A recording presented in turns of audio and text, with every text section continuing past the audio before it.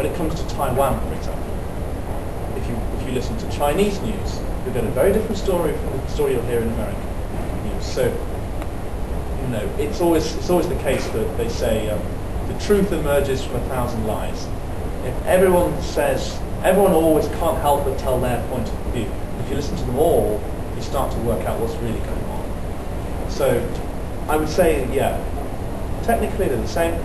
Editorially, I don't believe there's a single television or news source in the world that's completely unbiased. They've all got a little bit of bias.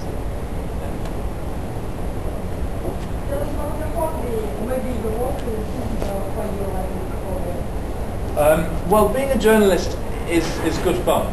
It's a good fun job because you get, well, basically, if it's interesting, you go and see it. You go and talk about it and film it. So I get to talk to fascinating people. I get to see amazing things and go and look at amazing things. So in a way, yes, it is. A lot of journalists say it's better than a real job. But it has its upsides and its downsides. I would say that I'm privileged as well to be a journalist in Russia because I get to see news and I get to be involved with the news. So I was in the newsroom a few days ago when we heard the first, and this is always how it happens, we're getting reports that a train, something's happened to a train, and then we didn't know anything. That's all we knew. And then for about 2 or 3 hours, nobody knows. Is it an accident? What's happened? Has it crashed? Has it fallen off? Oh, it's fallen off the tracks. It's a gas explosion. For a while, we all thought it was a gas explosion of some sort, or an electrical thing. No, it's not. It's a bomb.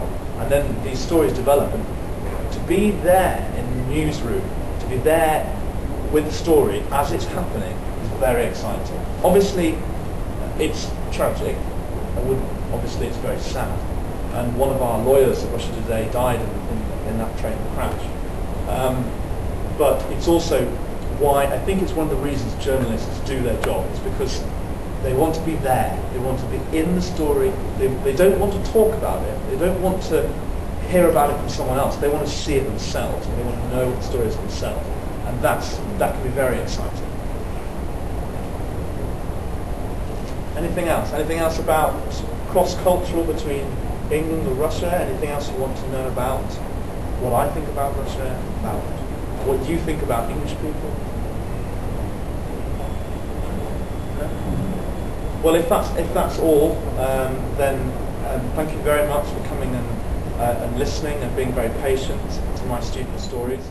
You all learned a bit about how an Englishman sees Moscow and how he sort of sees your country, and maybe you can go away and tell some of those stories and ask some of those questions to try and find out what people think about the whole thing. I find it very interesting. I hope you have as well. Thank you.